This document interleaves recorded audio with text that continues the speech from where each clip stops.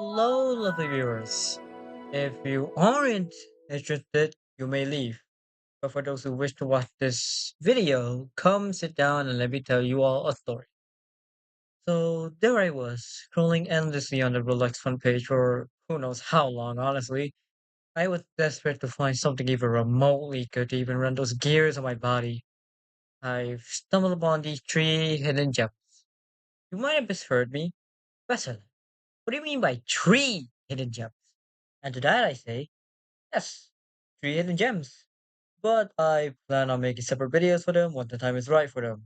Since, well, my schedule kind of bad right now. But anyways, but for now, I'll be showing you lovely viewers how the game work, what makes them stand out, and let's see the visuals and highlights for it. But without keeping you all lovely viewers all waiting, enjoy the video.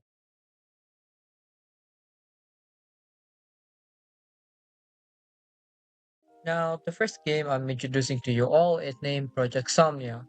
I hope I'm spelling that right. This specific game is one of my favorites out of the three. When I first joined the game for the very first time, I was sort of just stunned by the visuals the game had. Each and every unique world is either made by the developers or the community itself, which is kind of sick. You, the player, play as the dreamer, exploring your own dream to quote unquote overcome oneself. But I'm not really sure what the lore of this dreamer can be since I tried digging through every wiki I could find, but found nothing. But if you do know anything, let me know. So, with that out of the way, let's move on to our first topic for today.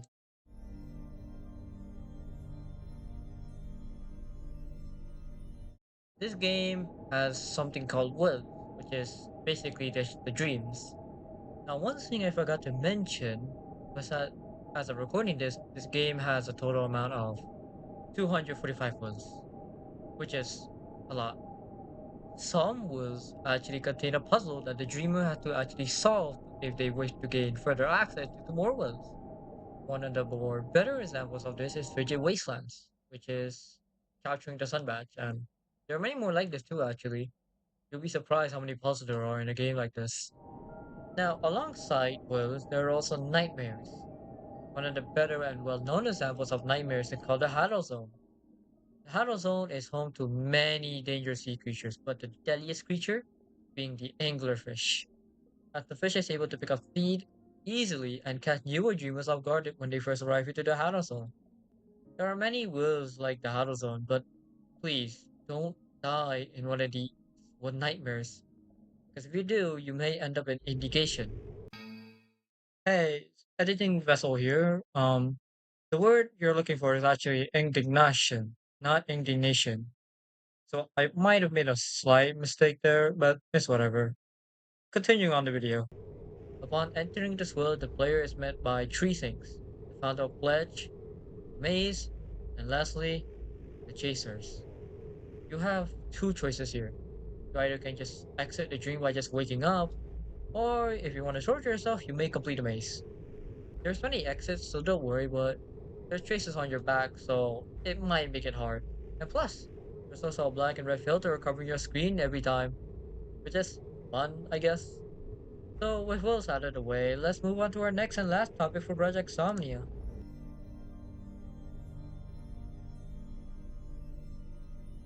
Effects and charms are only attained by finding or collecting them around the specific wills or by doing certain puzzles to even unlock them.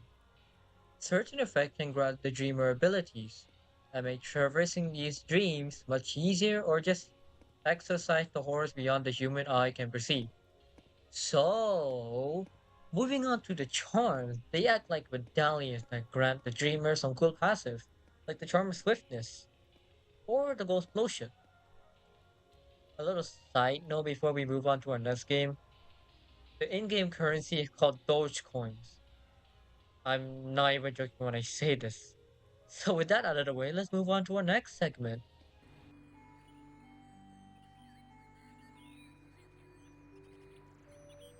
Previously known as Dream Game, this is the second game I'll be covering. So let's get my gears moving, shall we? You start on the island known as Windy Island, the working world that serves both as the conductor to the Dreamsphere and the overworld. You play as the main character named Nashatra, Hill? I hope I'm saying that right, please don't kill me. Or simply Nash, for short. Her lore is pretty obscure since the wiki states, quote unquote, she's not fond of thinking about herself or her past, which obscures information about her from the player. So trying to understand parts of her story may prove to be difficult. The game also has a buttload of characters, but I'll simply go over one since it feels kind of important. I don't know. But anyways, meet Iona. I hope I'm spelling that right as well, please don't kill me.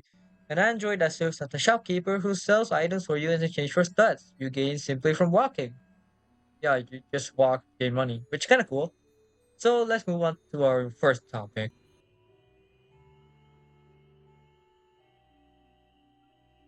Doing some digging through the wiki on this game, I found that the game has these items that can prove to be useful later on for your needs, like exploration, weapons, and utilities. Some can be purchased with studs, I think, but you may have noticed that I mentioned badges for this topic. So what did I mean by that? Badges can also serve as a way to attain these items actually, that aid you on your journey later on. Some great examples are actually the moon pie and the wooden net. And yes, the pie can serve as a useful parkour tool later on. With that out of the way, let's move on to our next topic.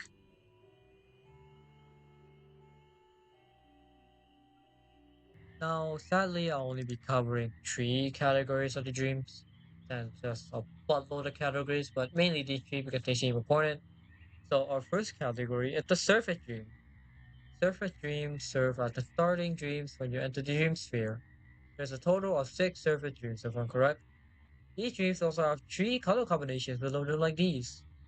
And they're kind of strange though. You might be wondering, why does this hold any significance? But they actually do. On Windy Island are these three ponds.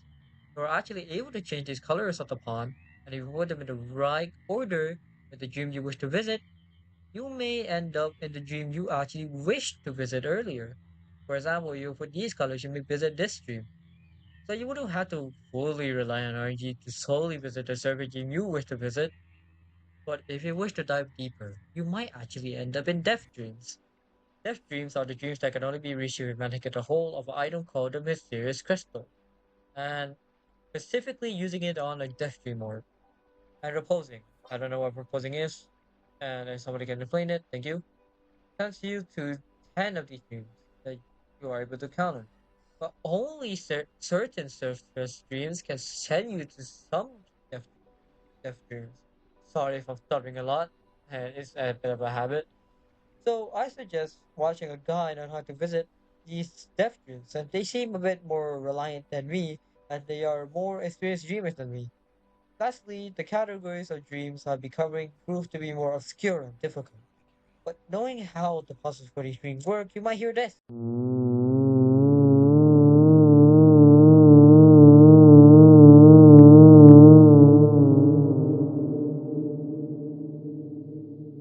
Yeah, I don't know what I just heard, but you did it. You reach Abyssal Dreams. As of now, there are only four registered Abyssal Dreams as of now. As I stated earlier, these dreams are only, and I mean only accessible, sorry, accessible? Never mind. After completing specific tasks and hearing the audio cue I just showed you earlier. They are disabled in public service as it might make things hard if everyone's switching dreams every now and then. But anyways, well, what I didn't mention was that there are also two unregistered dreams, which are basically undiscovered. The method to even unlock these can span from being absolutely insane or just really obscure. They even got a whole team trying to find these unregistered dreams, so props to them for actually finding it.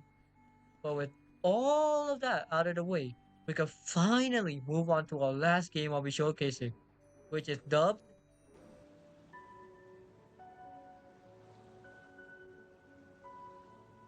Okay, before I begin, may I tell you guys a little secret? Come closer, come closer. I don't know anything about this game. Now, before you dislike this video, let me explain myself. This is one of the newer games I actually played. so I might not have much experience. But if there's any hardcore Dream Dive fans out there, please let me know if I miss anything or just overall correct something. It will be a lot of help and just great help, honestly. In this game, there are two states of sleep and just one where you're awake, of course. But anyways, there's also crafting in the game as well. Might come in handy, but I won't go over it, of course. So let's begin with the state of sleep.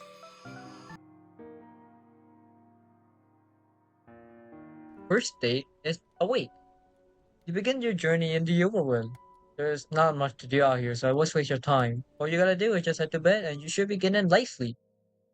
Light sleep is one of the states of sleep where everything seems so peaceful, quiet.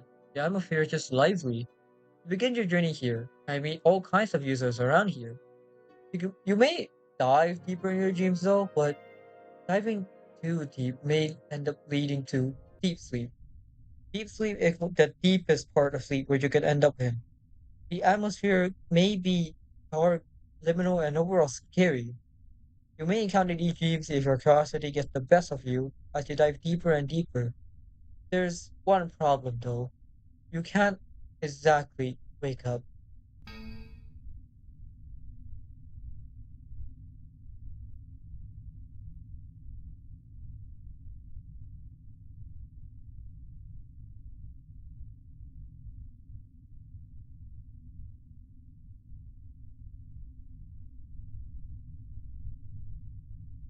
So, moving on, we have our last topic for today.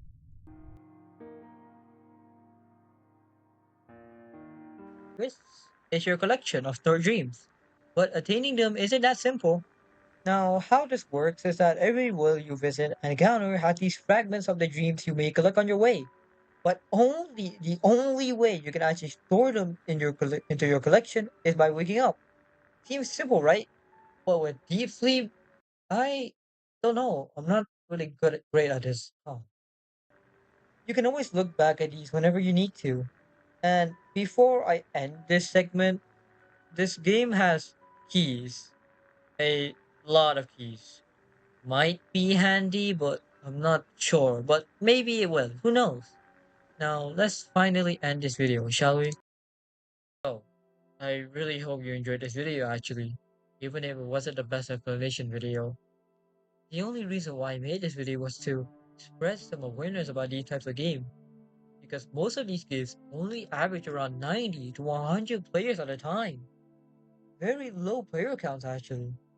So I thought making this video would or maybe attract some newer players into joining the community of these games and discovering what's in the land of the dreams. These games can end up being fun for those who simply wish to explore and collect hidden badges. But that will be everything for the day. So thank you really for watching to the end, and as I said before, and I always will, I hope you have a wonderful day.